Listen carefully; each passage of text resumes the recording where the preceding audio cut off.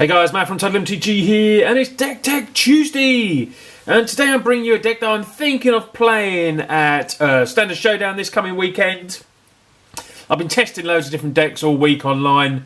I'm so undecided this week what to play, but this might be the deck that I sit with. It's Jund Aetherworks. Possibly would like to play the red-green one instead, but I don't own any Ishkanars or Emrakuls.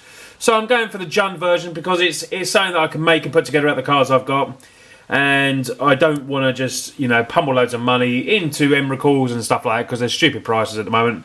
But I want to use my Aetherworks Marvel. So, if you don't know what Aetherworks Marvel is, it's a legendary artifact. When a permanent you control is put into a graveyard, you get an energy counter.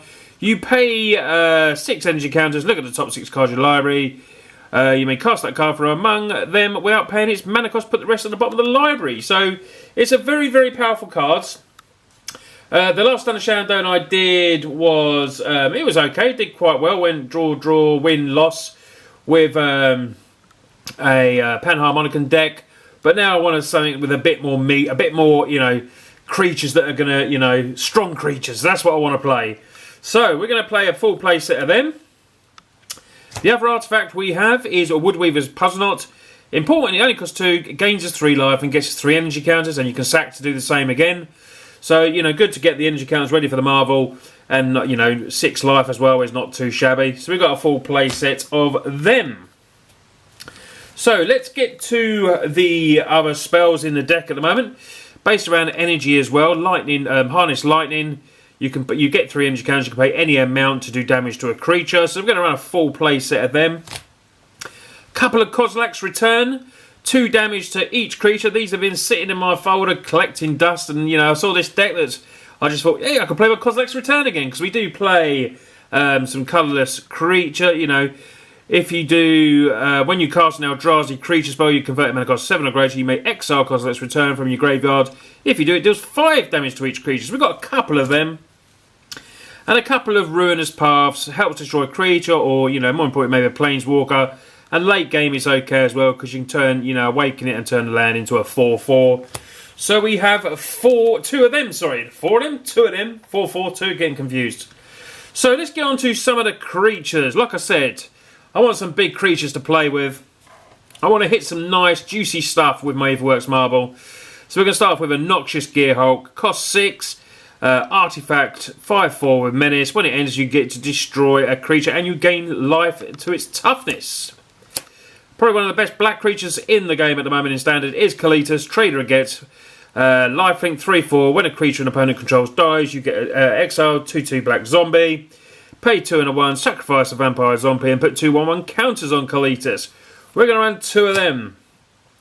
Now this card has been absolutely brilliant on me, and I've come across it. It's been so hard to deal with Worldbreaker. So I'm going to bring out my Worldbreakers again. When you cast Worldbreaker, exile target artifact, enchantment or land. Obviously it's Eldrazi as well and does cost 7. 2 and a colourless, sacrifice a land and return it from your graveyard to your hand. So we're going to run a couple of them. Let's get some even bigger Eldrazi in Ulamog, the Ceaseless Hunger. Cost 10, it's a 10/10. When you cast it, exile 2 permanents. It's indestructible, and you get to mill your opponent for 20 when it attacks. We're going to have 2 of those lovely cards. And one of the cards that was one of my favourites from Kaladesh, so we're going to, hopefully abuse energy as well, when is Demon of the Dark Schemes. And when this enters the battlefield, all other creatures get -2/2. When another creature dies, it gets an energy counter, which is good for us. And you can pay 2 and a black and 4 energy and put a creature from a graveyard onto the battlefield under your control tapped. Absolutely brilliant. So another way to utilise energy.